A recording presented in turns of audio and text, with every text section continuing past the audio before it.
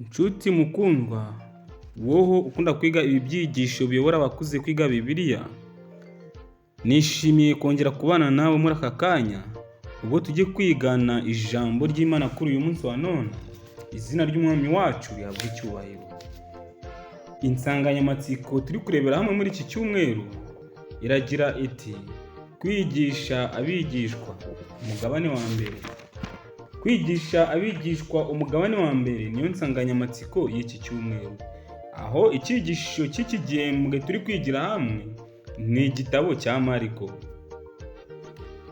Icyo kwibukwa rero kiraboneka mu butumwa bwiza nk'uko bwanditswe na Mariko.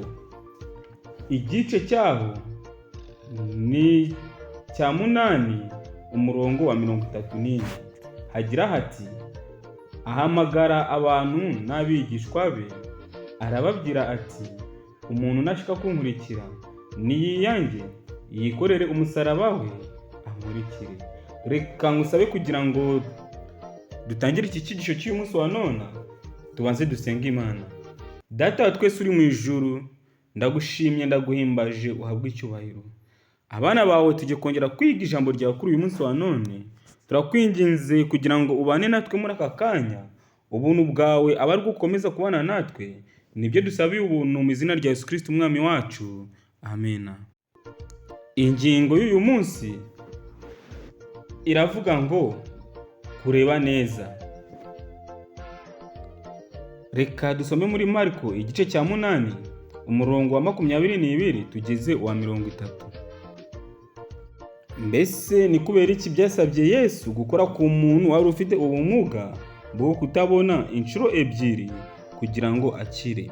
Kandi na yahe masomo yavuye muri icyo gikorwa? Mariko igice cya 8 umurongo wa 22 kugeza wa 30. Haragira hati: umutwe w'amagambo uravuga ngo Yesu ahumura impumyi. Bagera i Betsayida, bamuzanira impumyi, baramwinginga ngo ayikoreho. Ayifata ukuboko, ayisohokana mu kirorero, acira amacanjwe mu maso yayo, ayirambikaho ibiganza, arayibaza ati: hari icyo ureba? Irararama, iramusubiza iti: ndareba abantu, ariko barasa n'ibiti bigenda. Arongera ayishyiraho ibiganza ku maso, iratumbira, irakira, isigara ireba byose neza. Nuko aramubwira ngo atahe, ati: nturushye winjira mu kirorero. Nshuti mukundwa, aya magambo tumaje gusoma hano arakomeye cyane. Turareba uburyo Kristo yakijije umuntu wari ufite ubumuga bwo kutareba, nuko biba ngombwa ko acira amacanjwe mu maso yayo, maze abajije uwo murwayi niba ari kureba, amusubiza ko ari kureba abantu, ariko barasa n'ibiti byigendera. Nuko rero byabaye ngombwa ko Kristo ayishyiraho ibiganza byayo, maze irareba. Tugeze ku murongo wa 27, afite umutwe w'amagambo uvuga ngo Petero ahamya yuko Yesu ari Kristo. Yesu avayo n'abigishwa be, ajya mu birorero by'i Kayisariya ya Filipo. Bakiri mu nzira, abaza abigishwa be ati: abantu bagira ngo ndinde? Baramusubiza bati: bamwe bagira ngo uri Yohana umubatiza, abandi ngo uri Eliya, abandi bakagira ngo uri umwe wo mu bahanuzi. Arababaza ati: ariko mwebweho mugira ngo ndinde? Petero aramusubiza ati: uri Kristo. Arabihanangiriza ngo batagira uwo babibwira. Petero yabashije guhamya ko Yesu ari Kristo. Ubutumwa bwiza buvuga umubare w'abantu bafite ubumuga bwo kutabona batari bake bakijijwe na Yesu. Usibye abavuga muri uwo murongo wo muri Mariko igice cya 8, impumyi Barutimayo nawe yakize ubuhumyi nk'uko bivugwa muri Mariko igice cya 10 umurongo wa 46 kugeza 52. Matayo avuga iby'impumyi ebyiri, na Yohana havuga inkuru ya Yesu akiza uwavutse ari impumyi wiyuhagiye mu kidendezi cy'Isilowamu agakira. Ariko iyi nkuru yo muri Mariko igice cya 8 yo irihariye, iboneka mu butumwa bwiza bwanditswe na Mariko gusa, kandi nicyo gitangaza cyonyine cya Yesu cyaranzwe n'ibikorwa bibiri kugira ngo umuntu abe mutaraga. Nk'umugabane w'iyo nkuru ni ubusobanuro bukora ku mutima ashobora kwiyumvisha uburyo yari ababajwe n'ubumuga bw'uwo muntu. Ariko se ni kubera iki yamukozeho ubugira kabiri? Nk'uko iki gitangaza aricyo cyaranzwe n'ibikorwa bibiri, ntabwo ari uko imbaraga za Yesu zari zagabanyutse, ahubwo ni uko ari umugani washizwe mu bikorwa ugaragaza uburyo imyumvire mu bya mwuka rimwe na rimwe itugora kwakira. Ibyo nibyo byabaye ku bigishwa ba Yesu. Igice cyose Mariko 8:22 kugeza 10 ndetse kugeza igice cya 10 ku murongo wa 25 gitangira kandi kigasoza kivuga ibyo guhumuka kuwari waravukanye ubumuga bwo kutabona. Muri icyo gice cya Mariko, Yesu yashakaga cyane kwigisha abigishwa be ibijyanye n'urupfu rwe rwari rwegereje. Bari bafite ikibazo cyo kutabyumva no kutabyakira, nubwo yahoraga abibasubiriramo.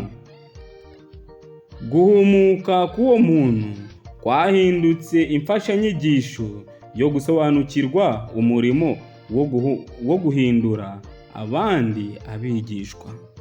Hari Kristo yashakaga imfashanyigisho y'uburyo ashobora guhamiriza ababigishwa be ibijyanye n'urupfu rwe rwari rwegereje.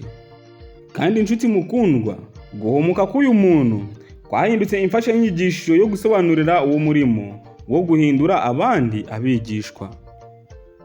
Rero abigishwa bakunda kubaza ibibazo, akenshi bifungura ugusobanukirwa kw'abigishwa. Abanyeshuri muri iri somo ryo muri Mariko igice cya 8, ipfundo ryikubiye mu gitabo rigezweho, kandi ibihamya bitatu bihamya uko kuri. Nibyo ibi ngibi tugiye kubona. Icya mbere, Yesu yabajije abigishwa be uwo ari we, ikintu atari yarigeze akora mbere kuri iyo ngingo. Icya kabiri, Petero niwe muntu wa mbere uretse abari barahanzweho n'abadayimoni wahamije ko Yesu ari Mesiya. Icya gatatu, ako kanya akimara gukurikiza iryo hishurwa ry'uwo Yesu ari we, yatangiye gusobanura ikigiye gukurikiraho. Icyo cyari umusaraba. Ubu nibwo Kristo yatangiye kwigisha anasobanurira abigishwa be icyari kigiye gukurikiraho, kandi icyo ngicyo cyari umusaraba. Ni kubera iki Yesu yabwiye abigishwa be kutagira uwo babibwira ibyo uko ari Mesiya? Bisa nkaho nta gaciro bifite kwimika ubwami bw'Imana. Nyamara mu gihe cya Yesu Mesiya hariho gahunda yo guhirika ingoma y'Abaroma. nyamara Yesu ntabwo yari Mesiya muri ubwo buryo. Niyo mpamvu atashakaga ko abantu bamutekereza batyo. Ntabwo Kristo yifuzaga yuko abantu bamutekereza ko ari Mesiya waje guhirika ingoma y'Abaroma.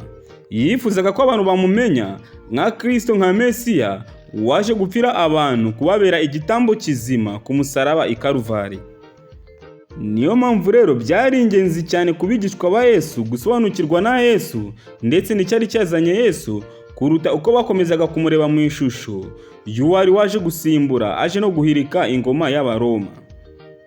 Ni ukuri byari ingenzi ko abigishwa ba Kristo bamamaza ibya Yesu bakamwigisha nka Mesiya, ariko Kristo ntabwo yigeze yifuza ko bakomeza kuvuga ko ari we Mesiya. Natwe ni ngombwa ko rimwe na rimwe hari igihe bishobora kuba ngombwa ko tutavuga ukuri, ahubwo tugaceceka. Kuri uyu munsi icyo nkwifuriza ni uko dukwiye gusobanukirwa n'umurimo wa Kristo, no muri iki gihe cya none tukarushaho no gusobanukirwa no kugaruka kwa Kristo, kuko ari bugufi kugaruka. Turusheho kumwitegura. Nicyo ngusabye nanjye nisabira mu izina rya Yesu Kristo umwami wacu. Amen. Reka dusenge Imana. Data wa twese uri mu ijuru, turaguhimbaje uhabwe icyubahiro. Tumaje kwiga ijambo ryawe kuri uyu munsi wa none. Turakwinginze kugira ngo natwe uduhe kureba neza, uduhe gusobanukirwa n'uwo uriwe, uduhe no gusobanukirwa n'ibimenyetso bigaragaza kugaruka kwawe, kuko kuratwegereye. Uwiteka rero uduhe Mwuka wawe muri iki gihe cya none, aba ari utuyobora. Nibyo ngusabiye ubuntu mu izina rya Yesu Kristo umwami wacu.